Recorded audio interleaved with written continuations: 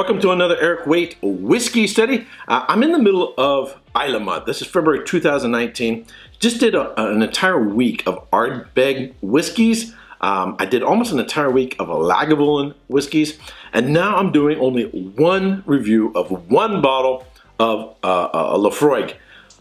And yet I think I'm making up for it with this one bottle. This is the Laphroaig 10 cask strength, batch 10, bottled in January 2018, and this is an absolutely stellar whiskey. This may make my top 10 for 2019. We're only in February, got a lot more months to go, a lot more whiskeys to go, with a whole trip to Scotland and a trip down to Austin, Texas, and who knows elsewhere throughout the rest of this year. And yet this is such a fantastic bottle. It's got to make my top 10. This is absolutely superb. It made the top 20 for 2018 for the Whiskey Advocate, and after trying it, I can see why. So you may be familiar with the Laphroaig 10. It's sort of a classic bottling, core bottling for Laphroaig. This bottle, I've gotten it down to about right there.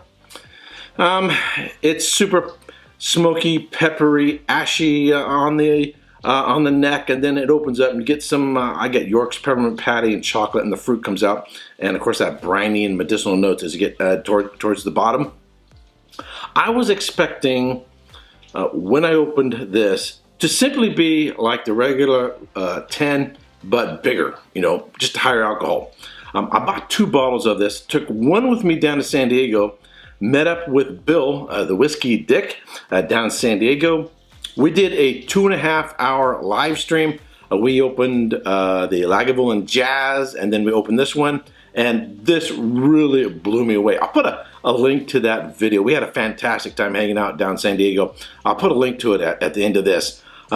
This is an absolutely stellar whiskey. If you get a chance, you've got to grab one. Paid about $60 for it. It's just mind-blowing. But before I go into it, here are my notes on this whiskey. Laphroaig 10-year-old cask strength batch 10 of 2018. Original cask strength Laphroaig is bottled at a natural distillery strength. The whiskey is seasoned in oak barrels, charred before filling to impart a slight sweet vanilla nuttiness. Original cask strength Laphroaig is barrier filtered only, just to remove the small char particles present. It is bottled at 58% alcohol by volume. Alrighty, so when the name Laphroaig comes to your mind, what do you think of? You think of medicinal notes, you think of brininess, you think of course, lots of smoke and sort of ashy, and this whiskey that it tends to offend people. In fact, they actually lean into that in a lot of their sort of funny advertisements. But this whiskey is absolutely stellar. This whiskey has both a lot of sweet fruit character to it and a lot of savory notes to it.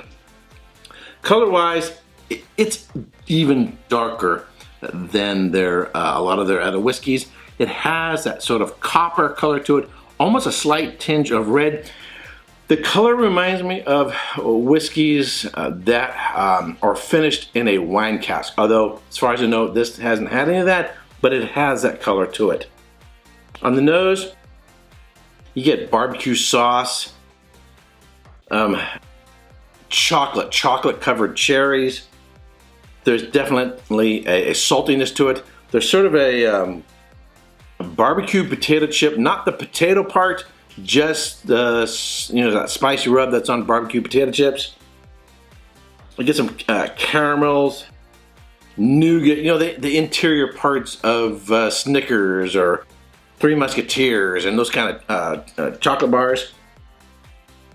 Barbecue sauce, a dry rub that you might put on a tri-tip. The smoke is actually, it's typical of Laphroaig. You tend to get this overwhelming, almost overbearing smoke to it, and then you have to sort of wait and be patient with it and to get down to some more fruit notes. This is right there. Now, I got this below the shoulder But what I'm describing to you right now, it was that way from the neck. I haven't had to wait for those notes to come out of it. It was there right from the beginning. You might describe some of the notes and maybe some grilled dried peaches, maybe some grilled apples with cinnamon on them.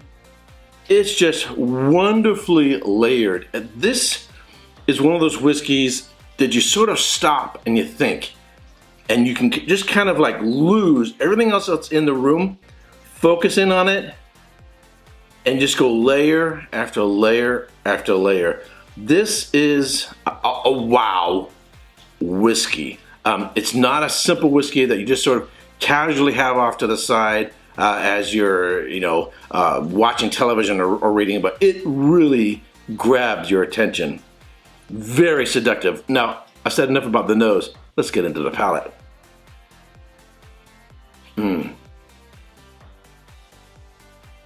Wow. One more.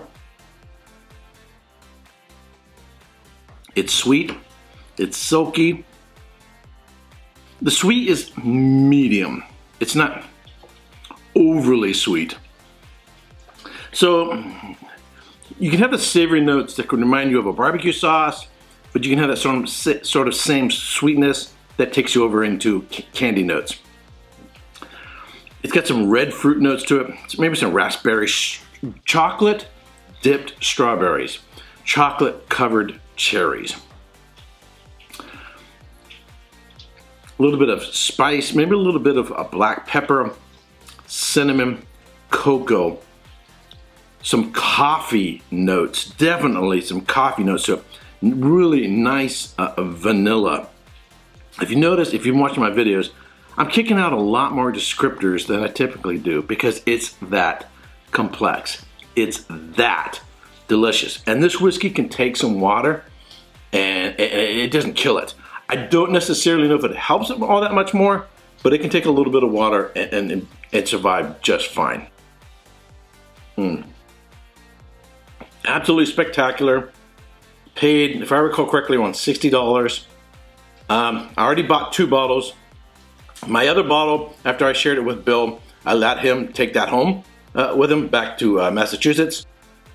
I'm definitely going to want to go pick up another one because this is a bottle, an open bottle that's not going to last long. It's just going to freaking disappear. This is an absolutely killer whiskey. What am I going to give it as a score? I'm going to give it 94 points. 94 points. Absolutely fantastic. This is a must buy. Now, they've been doing these cask strengths for 10 years. This is batch 10. Every year they do a new batch. The batches tend to be done either January, February, or March. This one is January, so they're not, it depends on, the months change, but every year they do one.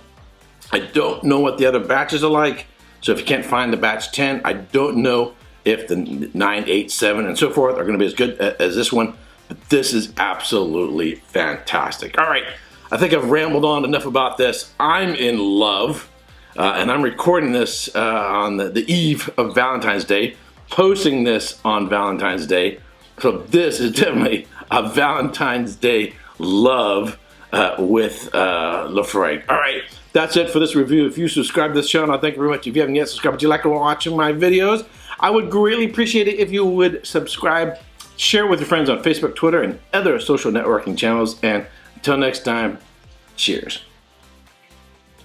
Hey, if you like my review, be sure to check out these other whiskey videos.